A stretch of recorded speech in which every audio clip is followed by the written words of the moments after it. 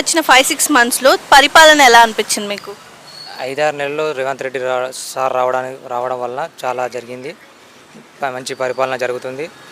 రాష్ట్ర యొక్క అభివృద్ధి జరుగుతుంది. రాష్ట్ర ప్రజలు సంతోషిస్తున్నారు.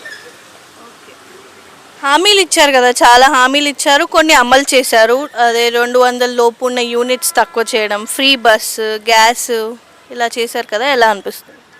ఇప్పుడు అవి చేయడం చాలా సంతోషం ఉంది. అందులో నేను కూడా అర్హున్నే. నాకు 200 యూనిట్ల కరెంటు ఫ్రీ ఉంది. మా అమ్మ బస్ జర్నీ మా అమ్మ వెళ్తుంది.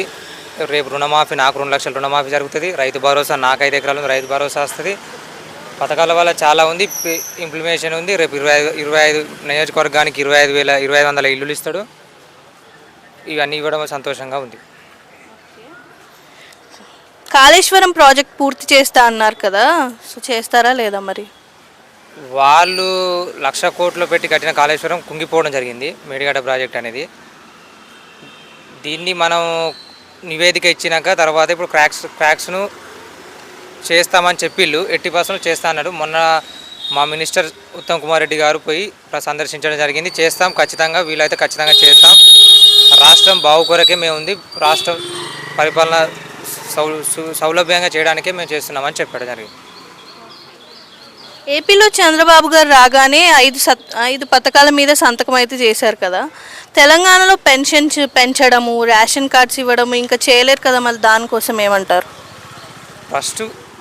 ఫస్ట్ ఇప్పుడు ఇది మనకు బడ్జెట్. ఫస్ట్ రుణమాఫీ రైతులకు, ఇప్పుడు వర్షాకాలం స్టార్ట్ అయింది. ఫస్ట్ కావాల్సింది ఇది రైతు భరోసా, రుణమాఫీ. ఫస్ట్ రైతులకు కావాల్సిన చర్యలు తీసుకుంటాడు రేవంత్ రెడ్డి సారు. నెక్స్ట్ క్షణమే మహిళలకు 2,500 ఇస్తాడు. మిగతా కార్యక్రమాలు చేయడం జరుగుతుంది. ఫోన్ ట్యాపింగ్ కేసులో ఎలాంటి చర్యలు ఉండబోతున్నాయి బీఆర్ఎస్ నాయకుల పైన? అది మా గవర్నమెంట్ చూసుకుంటుంది, రేవంత్ రెడ్డి సార్ చూసుకుంటాడు. అది నివేదిక వాళ్ళు చూసుకుంటారు. ఖచ్చితంగా శిక్ష పడుతుంది, శిక్ష పడాలి. వాళ్ళు చేసిన దీనికి కారణం భారీ మూల్యం చెల్లించడం జరుగుతుంది. వాళ్ళు పార్లమెంట్ ఎలక్షన్స్లో ఒక్క సీట్ కూడా రాకపోవడానికి నిజంగానే అంత వ్యతిరేకత ఉందంటారా ప్రజలలో? బీఆర్ఎస్ మీద వ్యతిరేకత ఉన్నది. ఎగ్జాంపుల్ మీరు అన్నట్టు కాళేశ్వరమే చూసుకున్నట్టయితే 1,00,000 కోట్ల అవినీతి, అది ఒక మేడిగడ్డ కూలిపోయింది. అదే నా భూపాలపల్లి, జయశంకర్ భూపాలపల్లి నా డిస్టిక్, నాకే ఒక చుక్క నీళ్ళు రాలేదు. 50 కిలోమీటర్లు 60 కిలోమీటర్లు నాకే చుక్క నీళ్ళు రాలేదు. అదొక అవినీతి జరిగింది. చాలా పేపర్ లీకులు అయినాయి.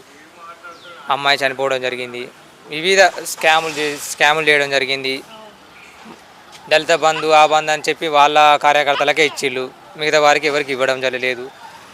కావున ఇది ప్రజల్లో చాలా వ్యతిరేకత ఉంది. ఎంపీ ఎలక్షన్లో 0 సీట్ వచ్చింది. నెక్స్ట్ పార్టీ కూడా ఉంటుందో ఉండదో అది భవిష్యత్తు మనకు తెలియదు, ప్రజలే డిసైడ్ చేస్తారు. సరే, ఇప్పుడు రానున్న జెడ్పీటీసీ, ఎంపీటీసీ ఎలక్షన్లో కూడా అప్పుడు మీరు చూడడం జరుగుతుంది. కేసీఆర్ గారు ఉన్నప్పుడు అసలు కరెక్ట్ పరిపాలన చేయలేదంటారా?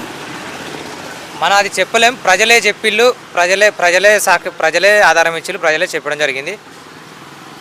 ప్రజలు మీకు కూడా తెలుసు, ప్రజలే చెప్పిళ్ళు. నేను ఒక పార్టీ కార్యకర్తను కాబట్టి నేను కూడా ఏం చెప్పలేను, నేను కాంగ్రెస్ పార్టీ కాబట్టి. లిక్కర్ స్కామ్లో కవిత తప్పు చేసిందని అంటున్నారు. సో కవిత గారు అరెస్ట్ అవ్వడం కరెక్టే అంటారా? తను నిజంగానే తప్పు చేసింది అంటారా? అరెస్ట్ అవ్వడం సంతోషమే. ఆమె తప్పు చేసింది కాబట్టి అరెస్ట్ చేసింది. తప్పు చేయలేకపోతే అరెస్ట్ చేయడం జరగదు. ఖచ్చితంగా తప్పు చేసింది, అరెస్ట్ చేయడం జరిగింది.